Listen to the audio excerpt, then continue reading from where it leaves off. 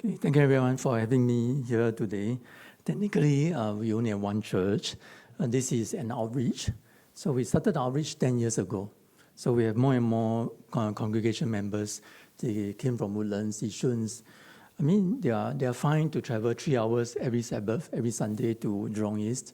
But the greater problem is we can't invite anyone. Nobody will travel 3 hours to and fro every Sunday just to get to know Jesus, hear the gospel. So we realized that we couldn't do any invitation.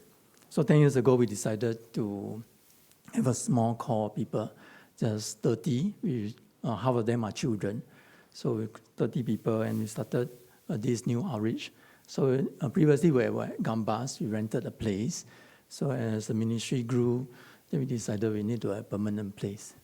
And the Lord just provided 2 units up there. Now we are renovating our 3rd unit because the congregation size grew from 30 to 150. So the Lord is good. And we never know that the Lord provided us this place also to provide for Jerusalem. So last year was very good. They were very accommodating as well. We give them the difficult hour, 2 o'clock or 1 o'clock, something like that. But they accommodated. So we were happy. So 9 months of sweet fellowship, get to know each other, and then we get to visit this place too. So the Lord is good. So quickly, let me introduce today's topic. So today's topic is about state of Mandarin ministry, sunset or sunrise. I heard that most of us are from the English congregation. So it's a very interesting topic. So of course you can say I'm personally biased because and there are at least two biased person here. So you say that, okay, what can Mandarin ministry do in Singapore? So in some sense, I'm not trying to be overly bullish, but in some sense, I also don't want to be overly bearish. I just want to present the facts to you, the stats to you, and maybe as pastors, we can consider how can we help our Mandarin ministry. How can we help our Mandarin ministry? So a quick introduction. I'm married for 23 years. Hazel, my wife. So I have 4 kids, slightly above a national average. So they are, I don't call them kids anymore. They don't like me to call them kids. My oldest is actually like going for BTO, and they're uni and poly. So, well, we are very thankful to have them in our family. They are still with us, young people in Mandarin ministry, but did not fall away. And later I just share a little bit how can we take care of them as well. I mean, we are a church whereby we don't have an English congregation. They don't have anywhere to migrate. So it means that if they leave, they will leave our church. So that is the challenge that we have. So this is my church, Bible-Presbyterian Church. Upstairs is our outreach. So thank God we came out from Calvary Pandan Bible Press in 2008. So the past, prior to that, 3-4 years, we were under a lot of pressure. As all of you will know, the VPP thing just affected the Chinese congregation so badly. It was so bad to the extent we cannot use our Chinese Bible with faith, because that is a tree with bad roots. And a tree with bad roots cannot bear good fruits. If you study CUV, Chinese Union Version's manuscripts, it's more Westcott and Hort instead of TR. So that is the problem. So people start to have question marks over the version that we are using. And there is even like a calling for those who are bilingual, who knows English, and please migrate over to the English side, because over there you get the good tree, you enjoy the good fruits. So under that much of pressure, pastor decided to say, he can't stay there because he needs to sign a document to declare him subscribing to VPP. So he left, and we told him, how can you live without us? So he did not speak to church because he doesn't want to speak to church, but he just knows that over his conscience, he cannot sign the document. So thank God, 95% of our congregation left with him. But we left homeless, penniless, and clueless. We left not with a single dollar in our pockets. So he left, and we were very thankful. Galilee Bible Press hosted us for about 3 years. And that hour was terrible, 3:30 in the afternoon. Kids want to sleep, older folks are struggling to hear the sermons. But the Lord just preserved us, and then we found a premise. The premise is in Trade Hub 21. So we bought 8 units by faith, no money, just went to the bank for help, and some churches gave us loan us some cash, and then we just studied through. It was not easy, but very, very edifying for all of us. So, and right now we are renovating our 9th unit in Trade Hub, because again, we need that unit. And the Lord is good, so we left with about 250. So if Mandarin ministry is sunset, then Mandarin ministry cannot hold such church camps. So our church camp is coming to 300 people, and right now we have about 500 on Sunday. So over 4 services. So a bit about me. I'm trained in US, graduated from Reformed Theological Seminary in Charlotte. If you know Kevin DeYoung, that's probably the most famous professor right now in RTS Charlotte. So when I was there, I also wanted to be trained as a counselor, because I realized as a BP, I grew up from Pandan when I was 15. I'm very good at scolding people. I'm very good at using the Bible to hammer people. Do not do this, but I'm a very poor counselor. But the word of life is the Bible. I wanted to learn how to use the word to edify, to encourage, and to build up souls. So that's the reason why I decided to, while I was doing my master's, and I also did this certification. Yeah. So I'm very thankful, able to teach in schools, and right now about counseling. All right, let's go back to today's topic. So look at this picture. This is a picture whereby everyone has to have a tick. Some people see this photograph and say, oh, this must be a sunset. Some people see this photograph and this must be sunrise. So, brothers and sisters, is Mandarin ministry so subjective? I'm trying to put forth the case that it might not be so subjective. It might not be so subjective. So, but at the same time, I'm not being naive. I'm not being overly bullish, because I do know that there is a problem going on for Mandarin ministry. There is a problem. So let me go through the problem. So the problem is the declining use of Mandarin. So this is something that even Mandarin ministries, even Mandarin-speaking churches, we face. I text with my youth in my church. We have about 60. If I start using Mandarin to text them, to communicate with them, even to talk to them, they will, and then they go radio silence. So because I do know that Mandarin is getting more challenging to type. It's easier to speak, but it's not easy to read, to type. So why is it so? Because even the stats are telling us, these stats, whatever stats I get from, is all from government. So I put the credit there. I will give the deck to Pastor Daniel later. If you're keen, you can use the deck. Feel free, don't need to give me credits.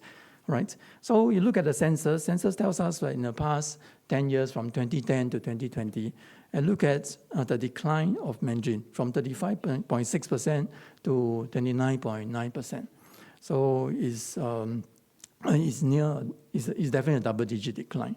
So of course, thank God, more and more people are conversant and literate in English. So English has went up from 32 to 48. So sometimes we think about this problem, and then we come to a conclusion. See, no need a Mandarin ministry. In Singapore, just do English churches, just have English congregation, and we are good to go. But I think we have more to consider. So I understand we are actually in a multilingual society. So very fascinating is one of the stats that government has did is they did this multi-language literacy. So you study this multi-language literacy, and again, then you realize that I think it's conclusive enough to say we do not need Mandarin ministry. We do not need Mandarin-speaking churches in Singapore, because there are more and more people who are multilingual, at least bilingual. So from 2010 to from percentage 30, it dropped to 25.7. These people, the green portion is actually people who are monolingual. So from these stats, well, we can consider that the residents, citizens, and PRs in Singapore, more and more of them are going to be bilingual. So does that translate to the decline of Mandarin ministry in Singapore? That is a logical thought. That is reasonable. But at the same time, I think there are more that we can consider. I'd like to put forth to you that this picture is not subjective from the lens of the photographer. When the photographer is taking this picture, it's not subjective. He's either taking a sunrise or taking a sunset. So for us, can we think about Mandarin ministry objectively? I think we can. I think we might have to change our perspective about the prospects of Mandarin ministry. We are in Mandarin ministry, we always hear people telling us, Mandarin ministry is a parking lot. A parking lot for who? Parking lot for our English ministry members. They have English ministry upstairs, and then they bring their elderly to church, and they park their elderly in Mandarin ministry. So, and when people come to our church we don't have, we have quite a few elderly, so about 100.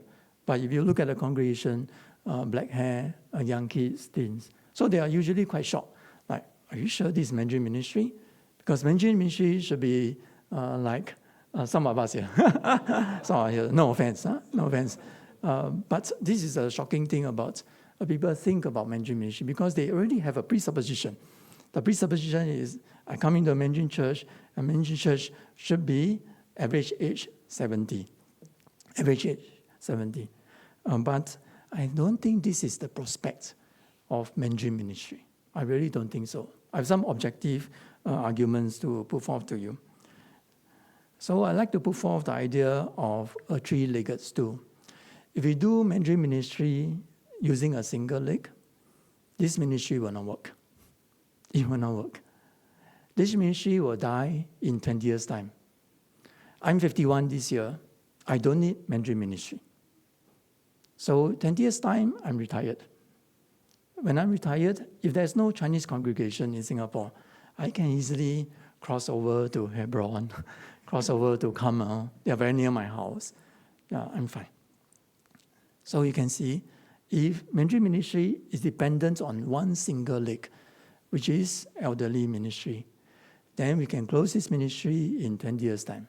Finish the work, and folks like me, when we grow old, it's perfectly fine for us to be spiritually fed in an English congregation. Perfectly fine. We can still grow, we can still make connections, we can still prosper. So we do not need Mandarin ministry. So that's my arguments to all of us, how we see Mandarin ministry. If we see Mandarin ministry like a single-legged stool, then this ministry will not last. Just imagine a stool with just one leg. This ministry will just fall or tumble one day, unless this ministry has more legs. So I'd like to put forth to you, we have three groups of people to consider, to seriously consider in Mandarin ministry. So this is our church van. So when I first sticker this church van, my kids don't want to go up. And they say every time we park and then every time we stop at the red light, pedestrians are looking into us like we are animals in the zoo, in a cage. So, but I say, oh, it's fine, don't take my van. We stay at Clementi, our church is at Woodlands. Please make your own way there to Woodlands. I'm perfectly fine. And I say, no, I think better go on that van. So, but why do we design this van that way? Because we wanted to design this van this way to put forth the idea that church in the Bible is always multi-generational. Church in the Bible is always multi-generational. If you look at the book of Ephesians, you realize that Paul is speaking to the adults, Paul is speaking to parents, Paul is speaking to the children as well. The church is always multi-generational. And we do not want to do a Mandarin ministry or Mandarin-speaking church by having just one single generation. The older generation needs the younger generation because they are encouraged by the younger generation. They are actually energized by the younger generation. They are revitalized by the younger generation. I'm not saying that they do not like to congregate among themselves, but when they see life going on from these different stages in church, they themselves are encouraged. And we can rope them in to share experiences. So what's the three-legged? So the first leg, I do not need to explain much because a lot of our churches, when we do Mandarin speaking ministry right now, this is the congregation, this is the group that we are focusing on. It's important because if you look at the stats, so this is 2024 and 2014. So our population is aging. The dots that you see, the black dots that you see, is telling you and I that this is how much we have aged, the population pyramid. So definitely, this is definitely an important, or rather a very important group of people that we want to evangelize. We really, really want to consider them. And I think a lot of churches right now, they are doing very good work in this area. Very, very good work. They are caring for the aged very well. They're considering seniors. What can they do? How can we feed them spiritually? How can we continue to encourage them to prosper? I think they're doing a fabulous job. So, but Mandarin ministry cannot be one-legged. If it's one-legged, I think my thesis is right. 20 years later, we do not need Mandarin-speaking congregation to serve people like me. We can easily and we can comfortably cross over to English churches and to grow there. So the second leg would be, I'd like to present to you that in Singapore, there is a huge group of people, what we call the Mandarin-speaking PRs and non-residents. We don't see them a lot because they are always in the shadows. You don't see office cleaners. You didn't see factory workers on the conveyor belt. You don't see them a lot because they are always not in the limelight. But later I'm going to prove to you that we do have a lot of them, really a lot. So before I think about, we talk about how much, how many PRs and non-residents we have in Singapore. I'd like to just come to this verse, Zechariah 7:10. It tells us that the Lord wants Israel to be reminded there are people in their land who are frail, feeble, and fragile. So these people are the widow, the fatherless, the sojourner, and the poor. I'm not saying that Singaporeans, there are no widows. I'm not saying that in Singaporeans, there are no fatherless, sojourners, or the poor. But I'm saying that among the PRs, especially the non-residents, there are. And let me prove to you. Every single young man that comes to Singapore, or every single young woman that comes to Singapore, is technically fatherless and motherless. This young man, I know him when he was 18. He came to Singapore, and I became his foster father. So I contacted him, through some connections, I get to know his friends, so a bunch of them. So I became his father. My wife became their mother. So we just grew with them for the next 10 to 12 years. And now he's married. The one on the left is married. I just have dinner with his parents. After 12 years, this is their first time coming to Singapore. After 12 years. So, brothers and sisters, these are young people in our country. They are in the shadows. They are not always in the limelight. You don't see that a lot in the papers, but we do have a lot of young people in Singapore. They are Mandarin speaking. Yes, they know a bit of English, but honestly, Mandarin is their heart language. Mandarin is really their heart language. So you can say, this one off. Not really. I know this sister called Qiao Zhi. So she came to Singapore, she studied, and then she found a job. But technically, she's a widow in Singapore. Husband is in China. Kids are in China. So they try their best, brought their husband to Singapore. Really very difficult to find a job. Just imagine you're monolingual. They're just purely Mandarin speaking. Very, very difficult. So she struggled for more than 10 years. So you come alongside widows. But this is what Mandarin speaking communities can do. So this young man, not really young, he's in his 40s. So he's the poor. His job, he's working right now in a satay firm. So every day is just to pierce meat through the satay sticks. So the satay that you and I enjoy barbecue, so our folks like them are doing. So in a month, it makes less than $2,000 for sure. But in China, he's just a cab driver. He came here because he is out of job in China. It's very, very difficult. One day, they make less than $20 Sing as a cab driver because competition is so intense, so intense. So he decided to go somewhere whereby he did not know where is it named Singapore. So when he comes to Singapore, the first thing he did is he is a Christian. There is a huge diaspora in Singapore. People are running away from the communistic government. Government is actually controlling Three Self Church, and government is definitely banning home churches. And these people, they wanted to go somewhere whereby they can have regular Christian growth and community. So he chose Singapore because he heard Singapore is a free place. So guess what? Came to Singapore. Someone told him, "Oh, there's this thing called Google Map, no more Baidu, a Google Map." So in Google Map, you think he can search church, CHURC? But you look at Google Map, how many Mandarin churches are there? Very, very few. Or even the names of our churches is designed for English-speaking churches. So these folks, they have trouble, they have issues, even looking for churches.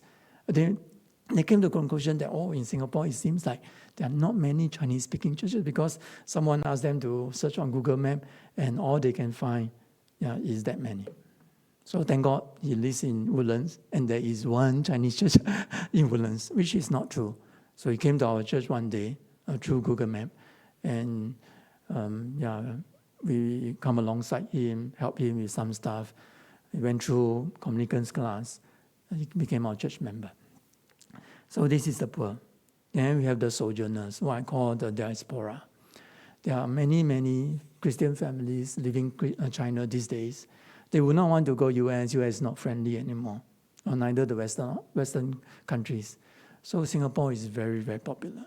Singapore, because we do speak Mandarin. But the irony is we no longer speak Mandarin.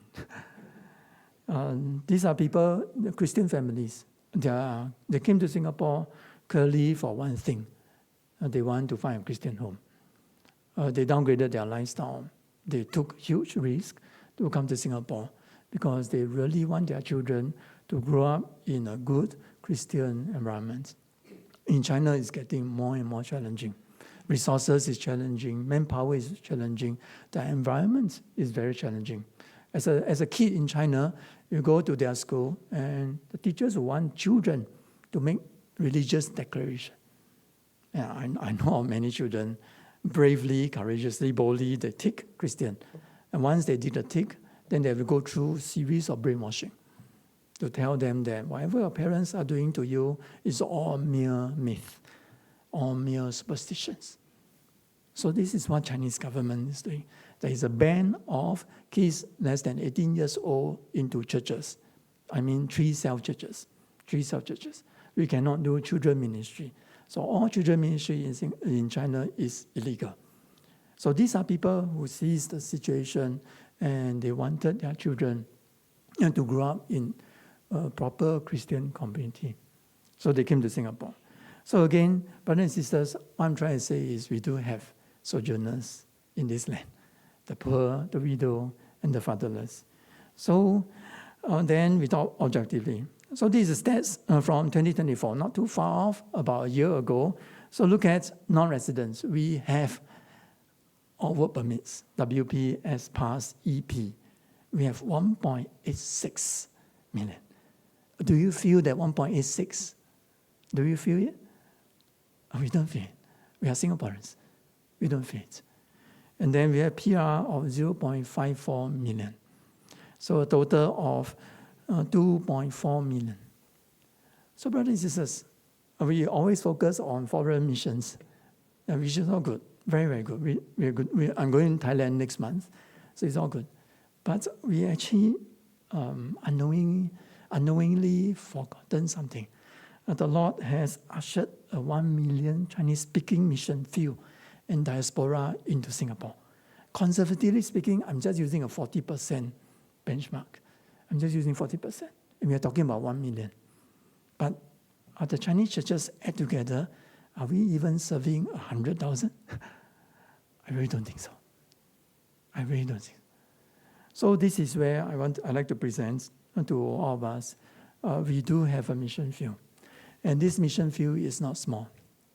If you talk about the Indian mission field, is very large as well. The Bangladeshi mission field is very large as well. But the thing about us Singaporeans is most of us Chinese, we are not trained in Bangladeshi, we are not trained in Tamil, but we at least, all of us, at least have 12 years or 10 years of Mandarin speaking training or Mandarin training. So the Lord prepared us through government, MOE, to help us consider how can we reach out to this 1 million Chinese-speaking mission field and diaspora. So I firmly believe that as Paul placed Titus in Crete, Crete is not a big place. Crete is a small island. Paul placed Titus in Crete, and Paul tells Titus, Paul informed Titus, Paul reminds Titus that I put you in Crete. Don't envy Timothy in Ephesus, a larger city, a more glamorous, a lot more honor. But in Crete, there is a group of people. The group of people is what he called his elect. And we are called for their faith. We are called for their knowledge. So this is what the Lord might have given us as well. Singapore is also an island. There is a group of people which is not small, ironically, fairly large. And I firmly believe that in this 1 million, there is God's elect. I firmly believe that as churches in Singapore, we do have to consider their faith. We do have to consider their knowledge of the truth. So maybe you say, okay, this is too big picture. Let me give you, let us zoom in and narrow down. So this is a chart, what we call the PR chart. So again, stats from governments. Our government is very, very transparent. I'm so thankful that they put all this up. So you look at this chart, there are these 3 lines.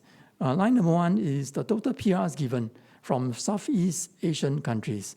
So which is the maroon line.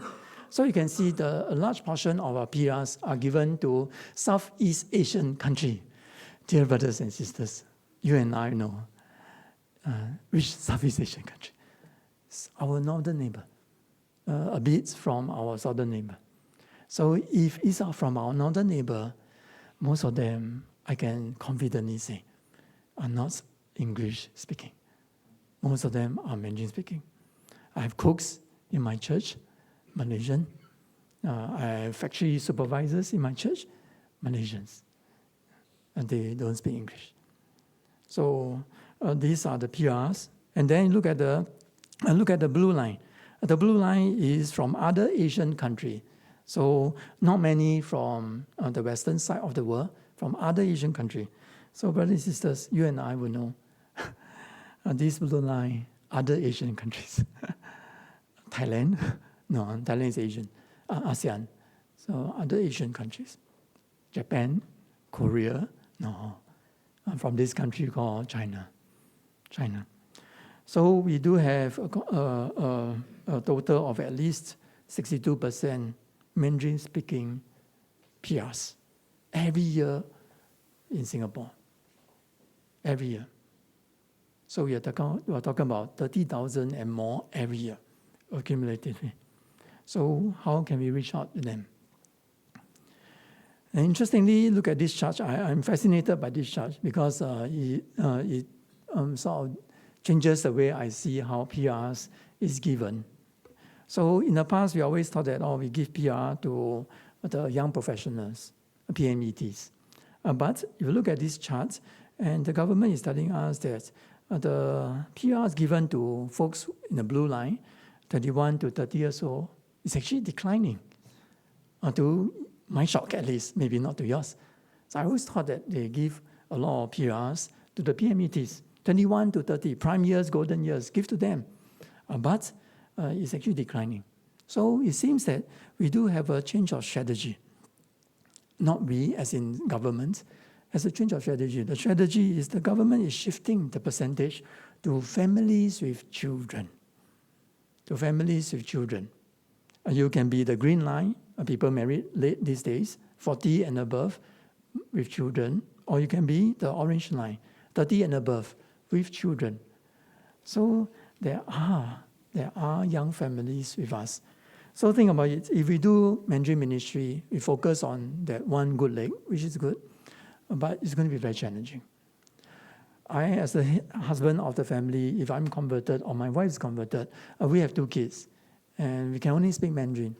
We came to this Chinese congregation and realized that every single person, or most of them, are elderly, seniors. I'm fine because I'm an adult, but I cannot explain this logic to my children because they need friends. Where are their friends? They need children's Sunday school. Where is children's Sunday school? They need younger men, younger children, younger women to be their mentors. Where are the mentors? It's very, very challenging. So if Mandarin ministry is going towards one-legged strategy, so essentially we are pushing these people out. Not that they cannot find a church, but say they stay at Clementi. They can find a church that's near Clementi, but there's just no church in Clementi that has such a congregation. A couple of months ago, I met up with a family, Shenzhen now, so they are doing their migration. So there are 3 kids. So we sat down, and then husband is telling me, Pastor Han, well, we do VPN, and we are joining this particular church online service for the past few years to add on to our local church service. I say I'm very, very impressive. I'm very thankful that this church still has that. This Mandarin-speaking church still has their online service. But now they are moving over. So before they move over, they are really invested. So they came here, they brought their family of 5 to Singapore.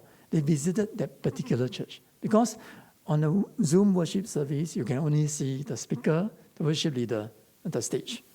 But when they came to visit the church, they were shocked. They said, wow, it's all elderly, all seniors. So they have to reshuffle their plans. They know that it's very difficult. It's not a problem for the adults, because the adults are matured, but it's their children. It's not easy for their children to survive such a congregation. So this is where I'm coming from. And then this, I think we all know, 60%, and some of it some of them can speak English, and some of them can speak Mandarin. But I like to move on to the third leg, and third leg is actually the young people leg. The last thing we want for Mandarin ministry is we have these young people as they grow up in their teens or in their youth, and they start migrating. They start migrating to English congregation. They start migrating to English churches. Nothing wrong. I mean, their salvation is still preserved. They are still in covenant families. Nothing wrong. But something wrong would be there is no this to support the young family that are moving over.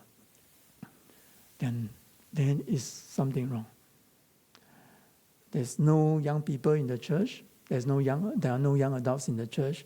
Mandarin ministry cannot take care of the children.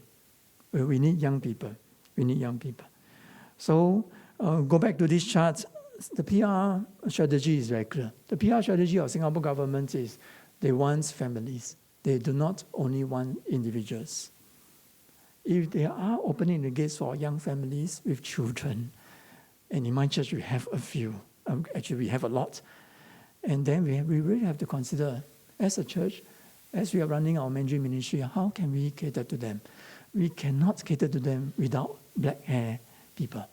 We cannot cater to them without young people, because there is really a huge gap. Sometimes I talk to my children or the young children, the younger kids in my church. I do not know the games they play. I don't know no context. But my young folks, my young people in church, they know, this thing is very popular. And they can talk their language. They are closer to them in terms of eras. So this is the third leg that we need. So brothers and sisters, we do have an harvest. The harvest is not merely overseas. The Lord brought the harvest into Singapore. We have 2.04 million of people who are non-residents, not PRs, not Singaporeans. But what are we doing to them? But a large part of them, they are Mandarin speaking. They are really Mandarin. They are looking for churches, but churches, we don't even consider how we handle our Google Maps. We don't even consider how we handle our church website. Going to a church website, they'll be totally confused.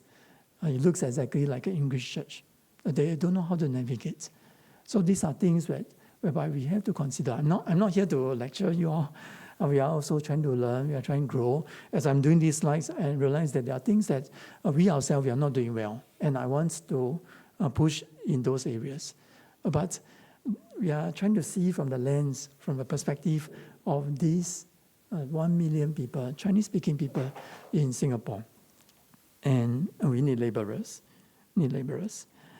So then some of us will ask the million-dollar question, so what? The so what is, if you don't care about these 1 million souls, then I have nothing to say. But if you don't care about why does the Lord have that nudge in Lee Kuan Yew's heart, die, right? We locally, we quite colloquially, we die master Mandarin. And now you understand. We die master Mandarin not because we want to prosper as a country, not because we want to do business in China, all these are good, not because we want to be an expat in China, but we die learn Mandarin. Because there are people in our English congregation that still hold on to Mandarin. How do I know? Look at the chart on the right side. The chart on the right side tells us that, yes, indeed, many Singaporeans, many residents, we use English as our primary language. But many Singaporeans also use Mandarin. This is a chart whereby it's multiracial. Brothers and sisters, we strip away the Indians, we strip away the Malay, and I can push this 56% to easily in the range of 80 to 90%.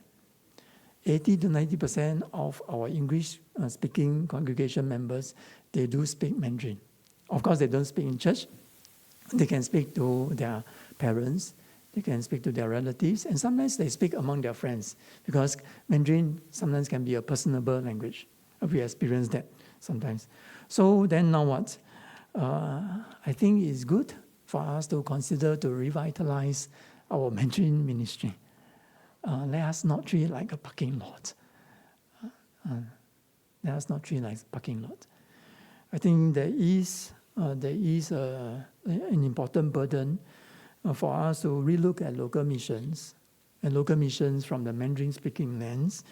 I think there is definitely a spiritual need from Mandarin-speaking young families with children in Singapore. They came to Singapore to find churches, but there are not many. They are not easy to find. And probably that's the reason why we grew from 250 to 500, because not many. But brothers and sisters, we don't want to do this business. We want all of us to do this work together. So we relook at our website, we look at our Google Map, we look from the lens of a foreigner. How can we help them? Everyone uses phones these days. This is the first point of context. They come to Singapore, they look for churches through smartphones.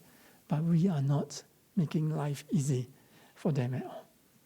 So there is a need for children ministries in Mandarin ministry, but we need young people. We need young people.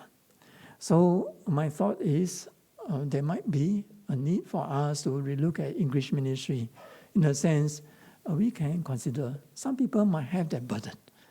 Some people might see the need. And some people are really bilingual, like me. And some people really want to have a vision. Some people really want to serve. Some people really want to be used.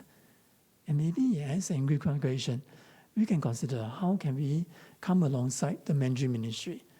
I mean, I came from Calvary Pandan. Mandarin ministry is another plot of land. English ministry is the bigger plot of land.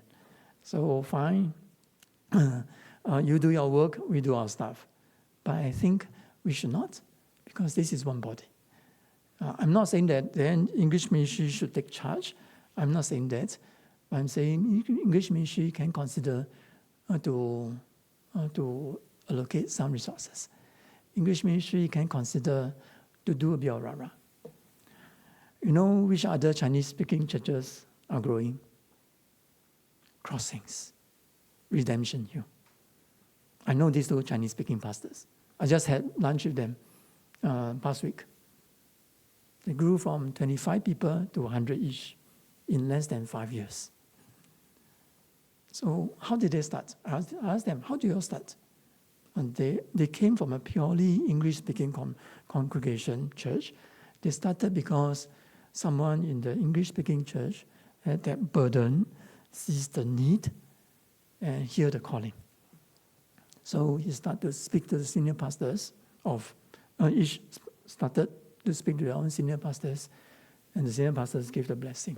So the English congregation began to help them push for this ministry. So a very small group of people, 20-ish, just came out as a call. So they were slow, they pray, and they call it taste and see. Taste and see Chinese ministry for 1 year. If you taste and see not suitable for you, don't worry. This is not secret society, and you can always go back. So you call taste and see. But the Lord just prompted them. The Lord just nudges them, and they came out. For 5 years ago, 7 years ago. So now they are growing. But started from us. So this comes to this. It reminds me of Zechariah 4. Zechariah 4, 6, 10. I just go straight to the line whereby I bold. And yes, indeed, Mandarin ministry, in some sense, we are very small. We are just a small thing. We are just a small thing. We are never be in the limelight, and we do not want to be in the limelight. But, brothers and sisters, I think we should not despise small things. I think we should consider the fatherless, the widows, the sojourners, and the poor. And there are them in our country. So I think one day we rejoice as we see ministry grow, and we see our Mandarin ministry becoming multi-generational. And we see young people being encouraged, being envisioned, even to stay on this ministry because they know why the Lord has brought them into this ministry through their parents. So my dream is, I hope that a Mandarin ministry can be as such. We walk into a Mandarin-speaking church, we can see the golden folks, we can see the young folks, the family, young folks, the family. Of course, we can see youth as well. So then we move on to the proposal. So today's presentation is very simple. There's three pros. I started with a problem negatively, and I put forth to you prospects, and I think I'm trying to do it objectively. And the last thing is just a proposal. I'm not here, I'm a rookie pastor. I just graduated 2017. I'm no way to teach you or lecture you. I just propose to you, maybe these are things that we can consider. So these are things that we do well. The spiritual needs of our older members, worship, connections, encouragements. So churches are doing very well. We provide transportation, we encourage fellowship, we do lots of visitation. This afternoon I bring my old people to Tengah. So I need to preach at 4. So I drop them at 3:30. I say, this is the new Tengah. There's a CC, there's a shopping mall. So then it's new. They heard about Tengah, but they never dare to go because it's so difficult to go. So we coach a bus and drop them all at Tengah. I say, I come back to you to find you in 2 hours' time. I finish my preaching and go back again. So because they need new experiences. They say, oh, here's so much about Tengah. This is Tengah. Yeah, this is Tengah. So, but I like to focus a bit more on the second and the third leg. The spiritual needs of Mandarin-speaking PRs and non-residents is really the gospel. They need the truth. They need to be built up in their faith. So we need to come up with culture of evangelism, culture of reaching out. To have evangelism effective, we need to change our culture. We need to change the mindset of our people, changing from, I'm a Singaporean, I'm not like you guys. You are PRs and you are non-citizens. We are the elite and you are the aliens in our country. We have to change our culture. If our culture cannot be changed, our brothers and sisters will feel it. If we are not willing to include them, to reach out to them, then we can't. So we are trying to change our culture in our church. Now we are doing this evangelistic course, 16-week course, 4 months. So what we do in our own church is we don't want our young people to lead their own Bible study. Not that they cannot lead their own Bible study. But think about it. Young people lead their own Bible study. And what happened? They will lead it in English. Even for my Mandarin-speaking youth.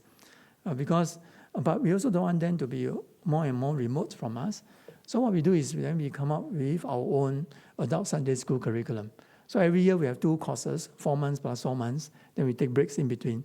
So right now we are doing this curriculum, what we call evangelism. 引人归主，传福音.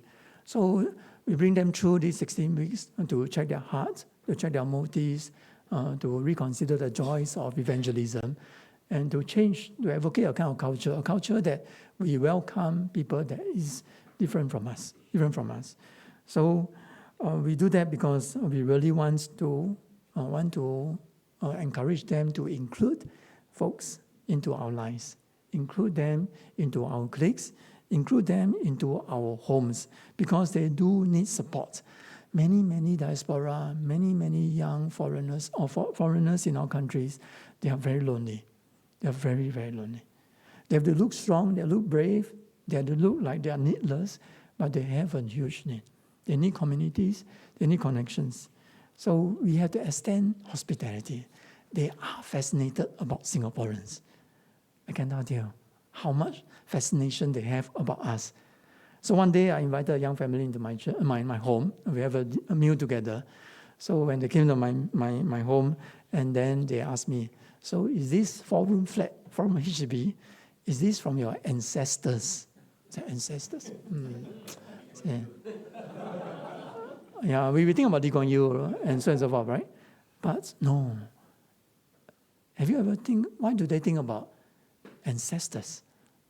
Because we call HDB as 祖屋，祖先留下来的屋子 but not the group co-living.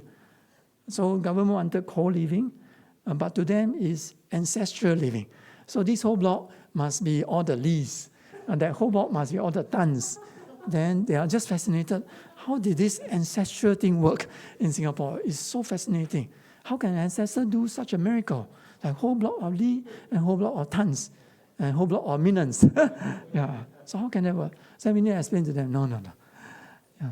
So they came to our house, and one time I host a group of young men, factory workers. They came to my house, they're so happy, and they started doing what? Taking off their shirts. Yeah. Because that's what they do at home. They feel at home. But then, of course, I have 3 girls, I have a wife, then I just kindly, gently tell them, they are feeling a bit embarrassed. If it's all guys, I don't mind. I also take off my shirt if I have nothing to show. But unfortunately, I have some girls at home say, oh, sorry. Then they put back the shirt. But they're just very happy to walk in the terrain that they never imagined. These are people that they cannot touch. These are people's life that they cannot go in. But just imagine, you open your doors, you cook a very simple regular food, very happy, very touched. I cannot tell you how many Chinese people, they just tell me, it's so happy for them to be in a Singaporean's home. And they feel the warmth of home. So this is what we call culture. So then we also have to consider youth. Youth, they need 3 things in life. So, okay. So one is they need vision and purpose. This is a challenge that we have. We have about 60 young people, 60 youth, 16 till 26. And under 16, we have 100. Then they always question us, why do I come to a Chinese-speaking church? I want to go to your church, not my church. So we help them to consider the Lord's sovereign will. The Lord willed them to be in our church, not to strangle them, not to give them a cross. But the Lord brought them to our church because the Lord gave them a vision. And we have people that we can serve in Singapore. People that is so different from us, but we do serve them. So we need to translate that vision to them. And that it becomes the purpose of why they are in Chinese-speaking church, Singapore. So they also need spiritual growth. We cannot merely just require them to do evangelism. Because young people who are serious in their faith, they really want to grow. And it means that as we teach, as we preach, we have to be particularly sensitive and accommodative. We have to be accommodative in the sense that we have to consider that they are really English trained. Mandarin is their second language. So even we come for like a sermon outlines, a teaching outlines, we consider in the sense that we have to we have to give you some English help. And you tell them 交叉结构, I don't think most of us here will understand what is 交叉结构. But you tell them chiastic, it may not be easy for them as well. But at least we are helping them in terms of some headers. Along the way, as we preach, as we teach, we know that this concept is particularly difficult. We don't have a translator. We don't like to have a translator, but rather we translate. We translate a small portion for them. We do that because I'm just telling my young people out there, when you're hearing preaching and teaching, I remember you. Please come back. Please come back. You can hang on to this sermon. You can hang on to this lecture, and you can follow me because I have you in my mind, because I know they want to grow. And I cannot neglect them. How to neglect them? Very easy, brothers and sisters. If I start preaching Confucianism, 儒子说,孔子云, I can tell you, all my young people will fly away. And your English congregation members might have a small bump because of us. We just chase them out. So we don't do that. We don't do that. So at the same time, to them, young people, they need fellowships. We need to consider how can we help them to build community? How can we break down the wall of hostility, as he mentioned in Ephesians? Those days in Paul's time is Jews and the Gentiles. In our land, the Singaporeans and the foreigners. So I think it's good for us to break down the wall of hostility. So lastly, I just go to Isaiah 6:8. And the Lord indeed called of us. I believe most of us here are pastors. And we once heard that voice from the Lord that the Lord asked us, whom shall I send? Whom will go for us? And we indeed responded to the call. And we said, here we are, here I am. Please send me. So likewise, I think the Lord is also giving us the steps, organizing this opportunity for us to consider. There is a mission field in Singapore, and who can we send to harvest? Who can we send to reap the fruits? So lastly, maybe we can have a couple of minutes. If there are questions, if there are areas that I'm not clear, perhaps you might want to share your thoughts. I try my best. I cannot. I always have a very good backup there. I have not forgotten you, Pastor Daniel. All right. Is there any? Yes. I have two questions. You're a greedy one. My first question is, for the second pillar, how do you bring these people in? Is it through your handphone strategy, some form of handphone strategy? Is it encouraging your people? Is it through events? How do you do that? Okay, so we don't like events because events will create a kind of thinking whereby, there are 3 events every year, 3 gospel rally every year. Therefore, I do invite 3 times a year. There's unintended consequence of events. So we like to create lifestyles. I tell them, you don't have to think about whether this Sunday is a gospel Sunday or not a gospel Sunday. Every Sunday is a gospel Sunday. Just have a lifestyle of inviting. So it's multi-pronged. Let me answer your question. It's multi-pronged into my day-to-day life. In our day-to-day life, I have neighbors. And day-to-day life, I have colleagues. Day-to-day life, I have people cleaning my office, cleaning the toilets. And we know that they are Chinese. So there are a number of Chinese toilet cleaners in my church. And how did they come? One is as far as Simei. She'd rather come to Woodlands than to find a church in Simei. Because the one that brought her to church is from my church. So it's multi-pronged. Day-to-day life, we look out for these 1 million people. Brothers and sisters, I really believe that these people are around us. Then the second is digital. The digital strategy is very crucial these days. We almost have to relook at our digital strategy. So if someone comes into Singapore and they cannot find a Chinese name, a church Chinese name, they cannot find us. They don't know, they really don't know that there is such thing called English congregation, Chinese congregation, and the city church, there has to be a Chinese, and then they do investigation. They really don't know because they are foreign to this land. So the digital strategy is crucial. We look at how we brand ourselves on Google Maps. We see how do they come into our digital space. They come in this digital space and everything is English. Then on the small right corner, then there is a 中文. It's not easy. Or Chinese, even worse. They don't know that that's Chinese. Then that's bad. And we look at digital strategy in a sense, because many of them are diaspora. So then they come to Singapore, they are serious Christians. Brothers and sisters, serious Christians look for what? Serious, how, what should be inside? Inside, what content should be inside Chinese-speaking churches? Video sermons. Because they are serious. Before they decide to even visit, they will go into your church and they will hear Pastor A, Pastor B, and they will hear whether they agree, they do not agree. But we have Chinese ministry whereby sometimes MP3 is fine, but we do have Chinese ministry which is just a plain static page. 几点到几点. And that's all. So we are not helping them. We're not helping them. So the second prong is digital. Because these days, it's all about digital. So we look at how we locate ourselves, how we brand ourselves, and how we publish ourselves. And sorry, your second question? Yeah, the second question is about a pillar tree, right? So the youth in my church says, why don't you all articulate a vision for us? Now, but you know that once you give them a vision, it's not just vision. You have to, it has to be emphasized. It has to go into their youth culture. So how do you do it, Pastor Han, in Evangel Church? How do you do it? So let me go back to this this slide. So okay.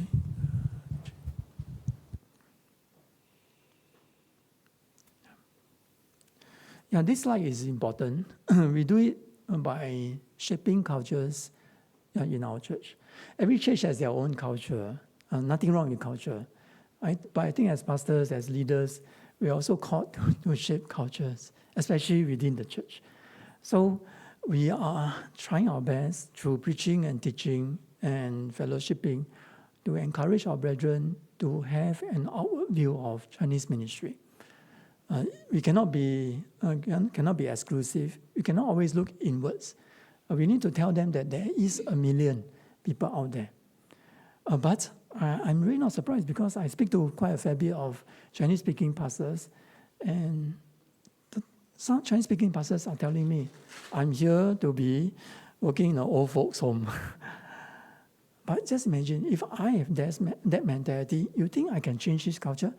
Do you think I will advocate to my people that we have 1 million people in this country that's waiting for us to reach out?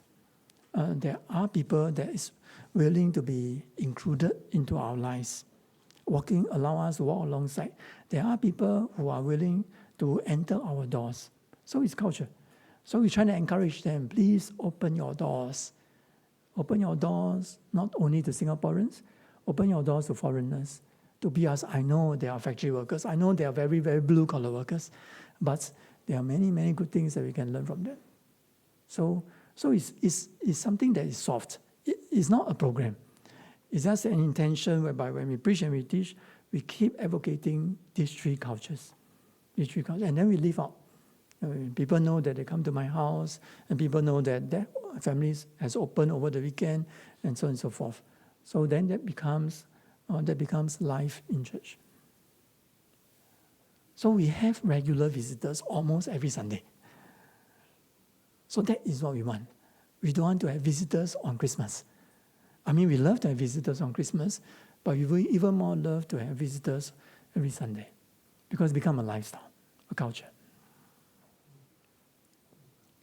So I'm no golden pill. I'm no course here to promote. Come attend my course, pay $200 and bingo, church vision. No. I think we are just talking about something that's intangible, something that is soft, but very important. Very important. Yes.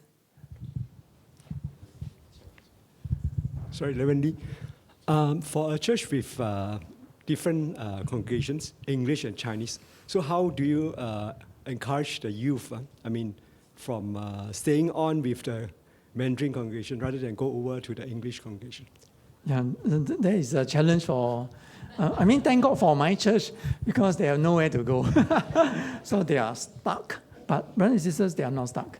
These days, commitment to church is quite low. We all know. Yeah, we can exercise church discipline and so on, but commitment is very low.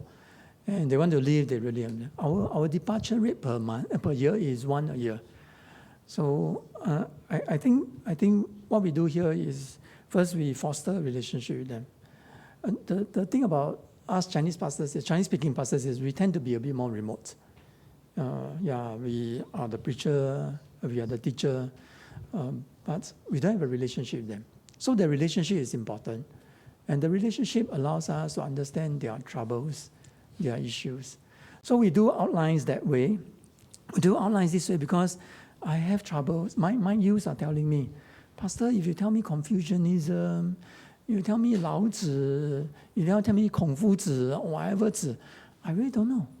So I don't even know the songs that you know. You can tell me about these lyrics of this 情歌, what 月亮代表我的心, but this is our generation. So then I hear them. In preaching and teaching, we do not use. Nothing wrong with them, but if I preach to an older congregation, older crowd, I'll use. But if I preach in a multi-generation crowd, I'll be very, very selective over my illustrations, over the anecdotes, because I don't want to push them out. So sometimes a lot of problem comes from us. We have pushed them out. They go to the English congregation side. Thank God we have good biblical English pastors. They are preaching the word. They are very relevant to their culture, to their generation. But the sad thing is, Chinese-speaking pastors were not relevant to their generation. Everyone is talking about AI, but we never talk about AI. We are still talking about the good old past. Then I think we really have to consider. I come from the same church as Elder John, right?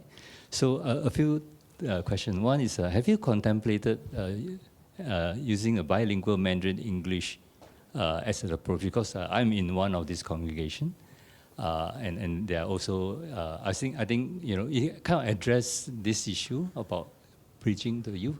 But then the thing, the problem is one of very hard to get into a critical mass such that we can establish even more. You can call it works, so to speak. Yeah. Right, so, right. Yeah.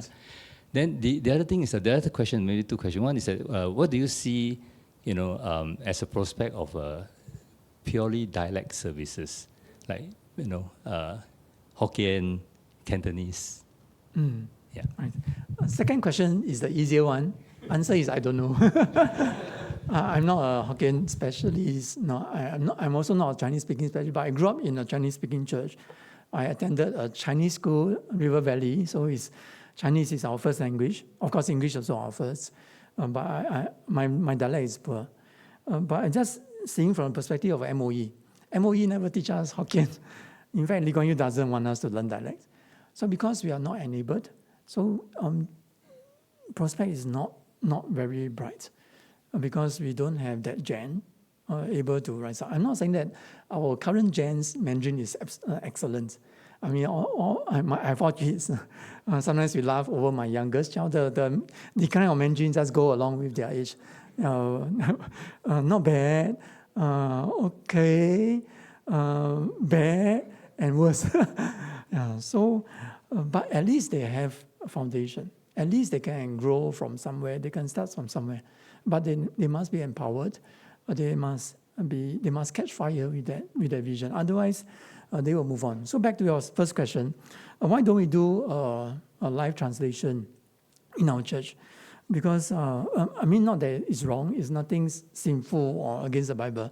It's just our concern. Our concern is the unintended consequence. The unintended consequence that we are very afraid of is the more we have bilingual service, the more my youth are convinced that they don't believe and belong to a Mandarin-speaking congregation. And I've seen that in very large churches. I've seen masses of Chinese-speaking youth leaving church. I go to their church, the YF to preach. On the 4th floor, I take the lift from the 1st, 2nd, 3rd, in the elevator, right? They were telling me, Pastor Han, 英文英文，英文，英文。On the fourth floor, I'm convinced. Why? Their worship is in English, their prayers is in English, their Bible reading is in English, and then come here this weird pastor preaching in Mandarin. It doesn't work. So these are people that are leaving their church. I'm talking about very big Chinese-speaking church. So I'm saying this is something that we are afraid of. I'm not saying that it is a reality, but I'm just saying that it's something that we are not certain. We're not certain.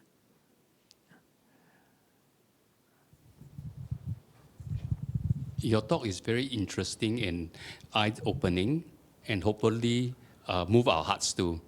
Our grandparents come in the fourth diaspora from China, but right now we are looking at the fifth diaspora. We are not talking about those that the poor, the widow, those migrants worker. We are talking about 200 million people being pushed out of China in the next couple of years. And we, as a church, we must be ready for them. But these are well-educated, and these are people that come with family and resources. And how do we attract them to our churches? How are we going to evangelize to them? I think this is something that, as a BPCS, we need really to consider. Right? And this brother here is making 15 grand a month. This young man, he's working in Tencent now, Tencent. His salary is more than 10 grand a month. So I'm not saying that all of these diaspora, all of these 1 million people, they are all blue collar. In fact, there is a rising white collar. But they have a commonality. The commonality is they really, really want to speak Mandarin. It's not easy to plug them into an English church. There is a need for Mandarin-speaking churches. So that is the reality. We like it, we don't like it, that's what they are looking for. All right, thank you so much for the time. I'm very honored, I'm privileged to be here to share some of the thoughts. Again, this deck, I will just pass to Pastor Daniel. So at the end of the day, I think I just left with the feedback. Okay, so in the deck, there are some context. I'm not a consultant. Don't treat me like the guru. I'm here to, no, I'm not. We are all servants. We are just servants. We're just all here to serve different plots of the harvest field. So thank God that Pastor Daniel and myself, we are serving. And I believe in your congregation churches, there are congregational pastors. They are also faithfully serving. It's just that perhaps it's good for us to rethink whether a Mandarin ministry is sunset or sunrise. Maybe we can pray. Heavenly Father, Lord, we thank you so much for this time. Thank you so much that we even have this opportunity to talk about this topic. Lord, English ministry is always in the limelight, which is all good, Lord. There are many, many souls that you have saved through English-speaking churches. Many, many churches are flourishing, prospering, they are growing. Lord, these are all good. We praise you, we thank you. But Lord, at the same time, this morning we also have this chance to look at a smaller parcel of land. But it's not small. Lord, you have brought 1 million people, and you are bringing more people into our land. More people are running away from China. China is going to be more and more draconian in their policies, in their treatments. And it means that we have more and more people coming. As they come to our land, Lord, help us to be open to them. Help us to make life easy for them. Help us to reach out to them. Help us to make us available to them. And Lord, we believe, we trust that the Spirit is in us and your Spirit will provoke us to do your work and your will. Pray all this in Jesus' name. Amen. Thank you very much.